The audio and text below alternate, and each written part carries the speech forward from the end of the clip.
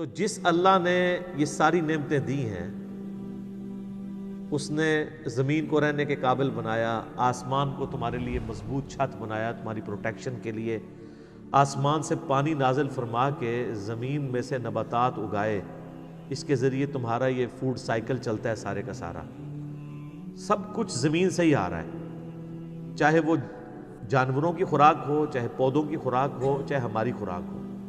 زمین مر جائے تو ساری مخلوقات مر جائے۔ تو اللہ تعالیٰ فرماتا ہے جس نے یہ سب کچھ کیا ہے فَلَا تَجْعَلُوا لِلَّهِ أَنْدَادًا وَأَنْتُمْ تَعْلَمُونَ، پھر اللہ کے ساتھ کوئی مد مقابل نہ ٹھہراؤ اور تم جانتے تو ہو، تم جانتے تو ہو کہ یہ کوالٹیز کسی اور کی ہے ہی نہیں ہے۔ یہ توحید تو تمہارے اندر موجود ہے کہ اللہ کے مد مقابل کوئی نہیں ٹھہرایا جا سکتا۔ مجھے بتائیں قرآن اسٹارٹ میں جو توحید بیان ہوئی ہے، اس توحید کو پڑھ لینے کے بعد کوئی کسی بابے کو پکارے گا، کسی مرے ہوئے شخص کو پکارے گا، کسی زندہ شخص سے وہ چیزیں ڈیمانڈ کرے گا جس کا وہ اہل ہی نہیں ہے؟ امپاسبل۔ کتنی بنیادی بات ہے، بس یہ ساری نعمتوں کے عوض میں تم سے ایک بات مانگ رہا ہوں، فَلَا تَجْعَلُوا لِلَّهِ أَنْدَادًا، پس مت بناؤ اللہ کے ساتھ کسی اور کو مد مقابل ند کے طور پہ، وَأَنْتُمْ تَعْلَمُونَ، اور تم جانتے تو ہو کہ کوئی ہے ہی نہیں ایسا کہ جسے بنایا جائے مد مقابل، کون ہو سکتا ہے؟ یہی ند کا لفظ ہے جو حدیث کے اندر آیا ہے، جو الادب المفرد میں صحیح سند کے ساتھ ہے، اور مسند امام احمد میں بھی ہے۔ ایک صحابی نے اللہ کے نبی علیہ السلام کے سامنے کہہ دیا، یا رسول اللہ ما شاء اللہ وشئت، جو اللہ چاہے اور جو آپ چاہیں۔ آپ فرمایا اجعلتنی للہ ندا، یہ وہی الفاظ، کیا تو نے مجھے اللہ کے مد مقابل کھڑا کر دیا؟ قل بل ما شاء اللہ وحدہ، بلکہ کہہ جو اکیلا اللہ چاہے۔ اچھا، اس نے آگے سے نہیں آرگومنٹ کیا کہ یا رسول اللہ میں آپ کو اللہ کا بندہ ہی مان رہا ہوں، اللہ کا رسول ہی مان رہا ہوں، میں نے آپ کو کوئی اللہ مان کے نہیں کہا، میں نے آپ کو کوئی مستقل بذات نہیں مانا، میں نے آپ کو جو ہے وہ عطائی مان کے ہی بات کی ہے، ذاتی مان کے بات نہیں کی۔ یہ ساری کہانیاں جڑی مولویوں نے پڑھائیاں نے اس زمانے نہیں سناؤندیاں۔ تو یہی ند کا لفظ وہاں پہ بھی استعمال ہوا ہے، اللہ کے ساتھ ند نہ ٹھہراؤ۔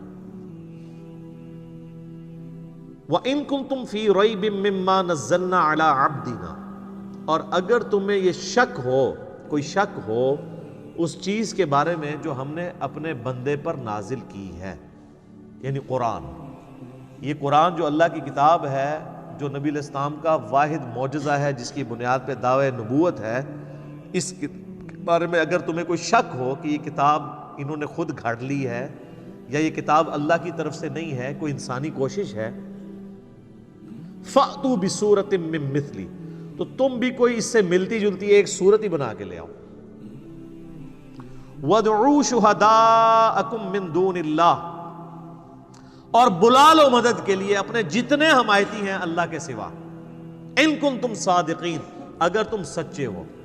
اللہ کے سوا جتنوں کو بلانا ہے تم بلا لو، جنوں، بلکہ سورہ بنی اسرائیل میں تو آتا ہے کہ سارے جنوں انس بھی مل کے اگر اس طرح کی کوئی کتاب بنانا چاہیں تو کتاب نہیں بنا سکیں گے۔